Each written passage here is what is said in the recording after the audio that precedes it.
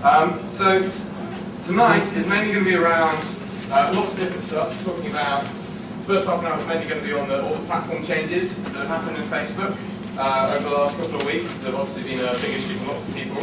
And then we've got really a big variety of speakers from guys talking about kind of video in Facebook, the MySpace platform, legal rights, PR, lots of different bits involved. So it's going to be a nice varied offering. First of all, I'm going to start and just kind of cat through some of the stuff that's been going on the platform over the last few weeks. So there's lots and lots of people who are getting really scared about all the changes that are going to be announced. People are going to say it's going to kill all the platform, all the developers, all the Facebook apps are going to stop having any value, everything's going to, all the viral notifications are going to be shut down, and everyone's getting really worried, but it's actually okay. Everyone kind of breathed a big sigh of relief after the announcements. And one of the things to stop that kind of worry happening, Facebook released a big roadmap where you can see all the changes that are coming out over the next 12 months, all the ones they're planning and what they're thinking about. And we've made a tiny URL for you that will take you to the Facebook wiki because it was a bit long and complicated. So tinyurl.com dev roadmap will take you to the proper Facebook wiki and you can see all the changes that are being planned. So over the next kind of 25 minutes, I'm going to talk a bit about some of the strategy around what's changing, especially with communication with apps and users. And then Skender's going to come on and talk a bit more in technical detail about what needs to be done. So the main things that have changed with communication is notifications and stream stories. So notifications, which are the little red pop-up things in the bottom right that apps send you all the time, or when you get tagged in photos, all that kind of thing, they're disappearing. That was what people were hearing and everyone was getting really worried about. But they're actually being replaced by lots of other things. There's counters, emails, inbox messages, and don't forget the stream as well. And we're going to just talk a bit more about those changes and what they mean and how you can use them. So, as part of a big homepage redesign, all your bookmarked apps are going to now be sitting on the left of your newsfeed. So whereas before there was this kind of Windows start-like bar at the bottom of Facebook, which no one apart from a few developers knew existed, and very difficult to bookmark, and you get hundreds of notifications. Now, when you normally send a notification, you'll send them a counter that's now going to pop up on the left of their home page. So it's going to be much more visible, but you can't send them a message with that. So that's just going to be a little, you've got something to happen in your quiz app or anything, one of your friends has done some results, and as soon as they click on that, that'll disappear. So it's mainly as a kind of quick little alert to let them, and you're going to have to put any message content in the app itself. And to go with that, Facebook are making it much easier to bookmark apps. So whereas before, people were having all these overlays with kind of big arrows pointing down the bottom and saying, please click the bookmark button, it was really annoying and silly. Now there's just a nice little FDR button that you can stick in, people can click and it'll automatically bookmark and navigate out to the home page. So that's really important to think about adding that and getting that kind of communication in. One of the big changes for application to user communication is you're now going to be able to collect email addresses.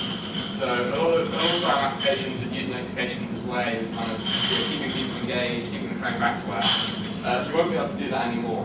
But through a kind of allow access pop-up and API, you're going to be able to get access to people's real email addresses, which you can keep and stick in your own database and start emailing users. So essentially that can be really powerful because you're probably going to see more engagement from email than notification if you do it right. It also means you're going to have to be much more careful of spam filters and all those emails getting lost, so you can't, it could be difficult. A quick note there, if you're kind of looking for some good email management systems, one of my favourites is Vertical Response. It's just got a nice kind of pay-as-you-go model. You can plug into it with APIs, it's got some nice wizards for making cool emails, that's just one to check out. But also to be aware of is that obviously, now it's going to be harder to communicate with users who come to your app, especially if they haven't allowed access using the email. It makes it much more important for users to become a fan of your app. So every single application on Facebook has its own fan page. The user can become a fan and then you can put updates out that's going to go to their stream. So that's going to increase in importance. The other way, user-to-user notifications are disappearing. So whereas before, let's say, I go into your app and I do something with a friend, then you can send a notification to that friend saying, hey, Josh has just tagged a photo of you or done something fun of you. You're not going to be able to do those anymore. Instead, you're going to be able to send, or allow the user to send messages direct to their friend's inbox. So So that could potentially be really powerful because it means an inbox message is much more likely to get engagement than a notification, but you can't do it automatically.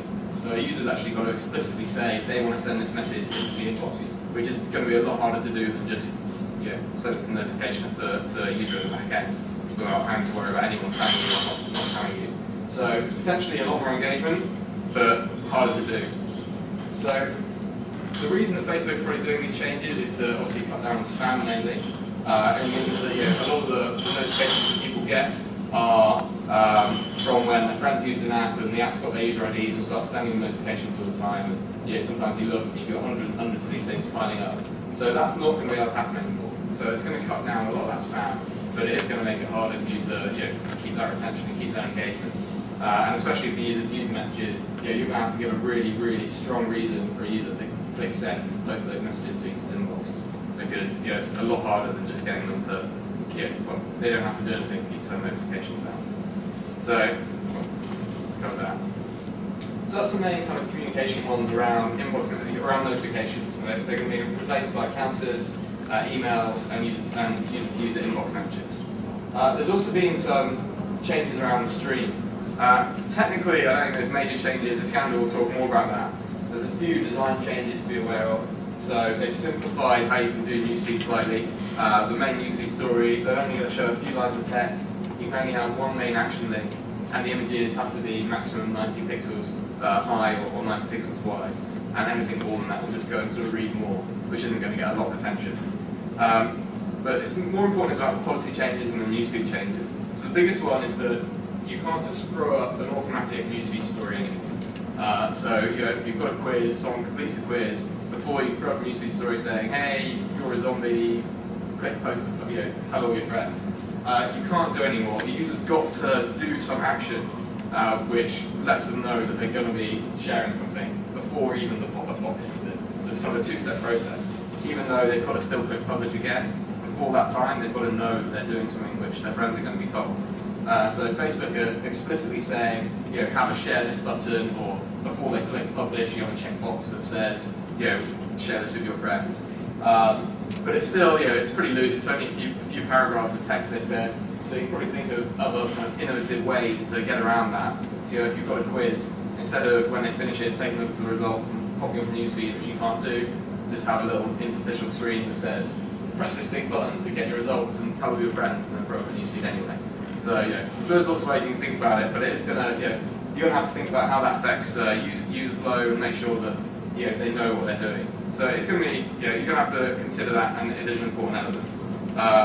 A quick note of an exception: if you've managed to get the extended permission to do stream.publish, which basically lets you publish newsfeed stories without even a pop-up box, the policy changes don't seem to affect that at all. So you can still post as many of those newsfeed stories out automatically in the back end, but you do need that extended permission, which you're unlikely to get unless it's quite an engaging app or a longer game. More importantly, recently they changed the newsfeed and the live feed. So for quite a long time, we had the case that every single newsfeed story was going into a user's newsfeed. Now that's been split, so you've still got the live feed, which is essentially what you had before, but we've also got the newsfeed, which goes back to kind of a year and a half ago or so, when they're actually algorithmically, whatever that means, selecting the kind of the most engaging stories. So to get in the newsfeed, you need to have a newsfeed story that people are commenting on, that are liking, that are sharing around with their friends, which means engagement becomes so much more important. So it doesn't matter if you're posting out 10, 50, 100 newsfeed stories. If none of them are getting engagement and none of them are going into the newsfeed, then you're going to get less page views than if you just have one really engaging newsfeed story. So that's really important to think about.